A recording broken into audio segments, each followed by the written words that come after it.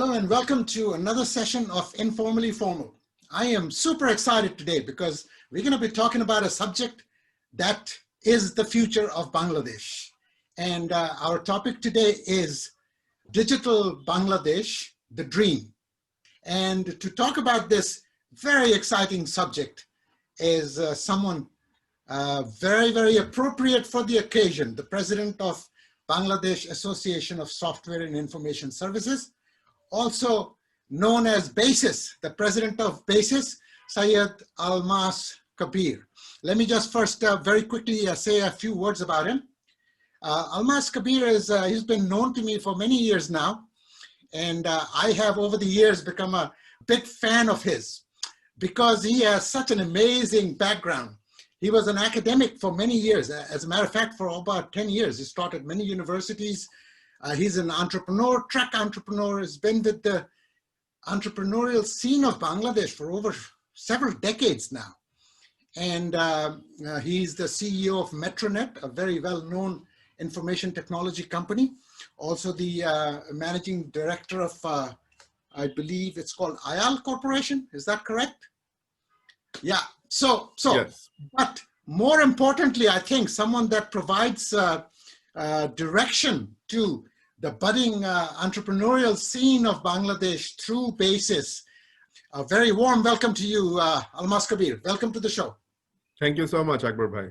Let me first paint a quick picture. As you may or may not know, it's part of Vision 2021 when the current government laid out its plan before the 2008 elections for the Vision 2021, and Digital Bangladesh was a part of that.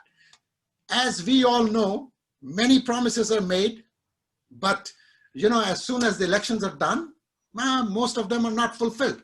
But not in this case. In this particular case, I must give a lot of credit to our Honorable Prime Minister Sheikh Hasina for her distant vision to understand where this world is headed, especially with the fourth industrial revolution. And I must also give due credit to our very young and dynamic State Minister, Mr. Pollock. He is just absolutely a fabulous person. And of course, to Honorable Prime Minister's ICT advisor, Sajib Wazid Joy, for his vision. But at the ground level, the one who gets it done to a great extent, and all the hand-holding and what have you, comes in Almas Kabir as the president with his team and board at BASIS. So now, I've taken up enough time here. I'd go to Almas. So my first question to you, Almas, is the dream of Digital Bangladesh, okay? I call it, our today's segment, Digital Bangladesh, the Dream. I know over the last few years, we have done quite a few things, but still is a dream. We have a long ways to go. So first and foremost, Almas, paint a picture for our audience as to what is this dream of Digital Bangladesh all about. Please, over to you. Thanks again, Akber bhai. You have very rightly said that this dream that we have been seeing since 2008 December is transforming Bangladesh. If you just look at the last 12 years, you will see a paradigm shift in our lifestyle, in the administration, and every way actually. Just for an example, if you remember when we went into the lockdown on 26th of March, and right from the 27th, from the next day, very next day, we were thinking that everything would everything would stop. Our lifestyle will just stand still and everything. But it did not. Our lifestyle went on. We kept on doing businesses through internet. The government administration, they were approving files through e-filing system. We were buying our groceries online. We were buying medicines online. We were consulting with doctors online. So we were also even watching movies online. So entertainment was also there. Later on, online classroom came up, online judicial system came on. So everything became very, very, I would say, regular, business as usual. And I would believe that this is the reason that we have proved ADB, World Bank, IFC, everybody wrong, who were actually suspecting and warned us that our GDP growth rate that was hovering around 8%, that would go down below 2% and maybe close to 1%. But we have proved them wrong, and we have maintained around maybe 5.2, 5.23, something like that. So why this happened? Why did everything not just suddenly stop? Why, how could we carried on with our businesses and our lives? Because we have the foundation of the digital Bangladesh. You see, when our Honorable Prime Minister, as the President of Awami League, when she gave the election manifesto of Awami League on 12th of December 2008, she mentioned about this digital Bangladesh for the first time. Let me just talk about the philosophy. You see, many countries, they think that, okay, let us become, economically well, let us excel economically, and let us become stable economically, and then we will invest in computerization, automation, etc. But here, our Prime Minister took the philosophy on a reverse way, actually from the bottom up. So she declared that let us build a digital Bangladesh first, and then, meaning like, digitalize and automate and computerize and everything. And that will automatically, make us excel in other sectors, in economical sectors. So that bottom-up approach has, I would say, is proving very, very, it has proven right. As I just mentioned a little while earlier, our experience in the last 8 or 9 months. So when we have a digital Bangladesh, we are actually very close to this digital Bangladesh dream, fulfilling the dream. But digital Bangladesh will mean really when people will have access to all kinds of citizen services from wherever they are. They do not have to, travel to the town or travel to the capital, Dhaka city, to access some citizen service. Say, application for a trade license or an application for a passport or something like that, or a birth registration, etc. They do not have to go through a middleman. So automatically you can understand there will be a transparency, there will be efficiency and accountability. This is, I really think, what digital Bangladesh is. Okay, very good. That was pretty comprehensive, Almas. So I understand. Let me just sum it up by seeing if I can recount what you basically mentioned here. One is digital services for the citizenry. Citizen services, as you aptly called it. So you guys, the government has identified about 2,500 services, out of which 400 to 500 has been put in place, and the rest, the government, alongside the help of the private sector, is working on. Right, that's one. Of course, then different types of IT services. The goal is by 2025 to hit $5 billion.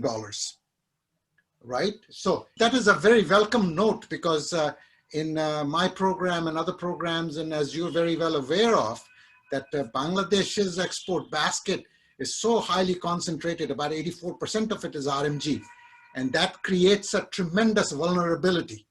We are all for our RMG sector, and but that's been the bread and butter for Bangladesh. But at the same time, we must also recognize that that's a huge vulnerability.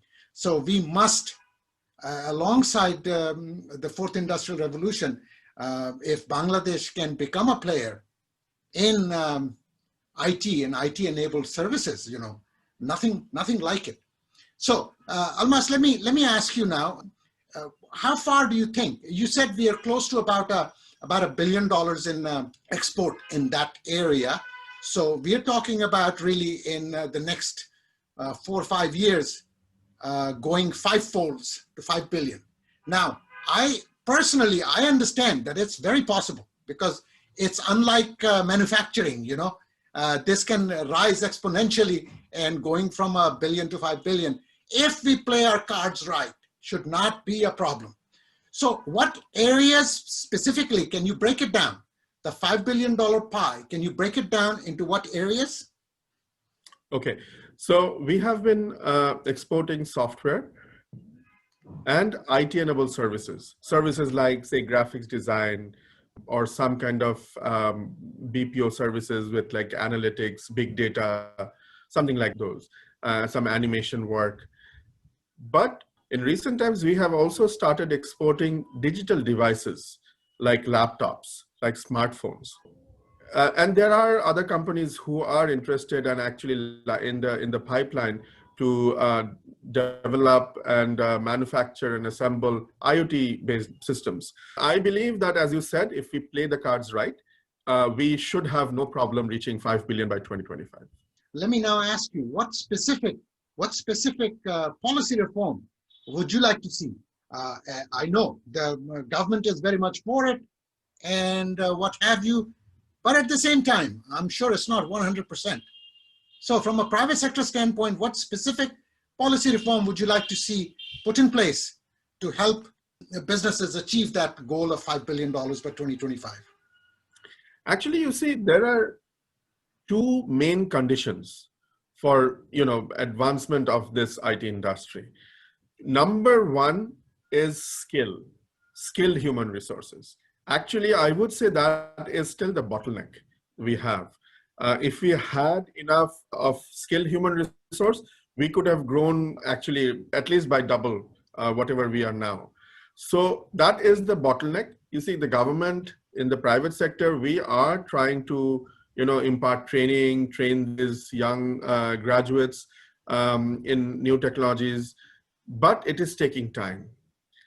We, from BASIS, we have been talking to UGC, the University Grants Commission, so that they allow the universities to update the syllabus as and when required, because as you know that IT is a very dynamic subject and it changes, the technology changes every 6 months, every now and then. You cannot wait like 3 years to update a syllabus.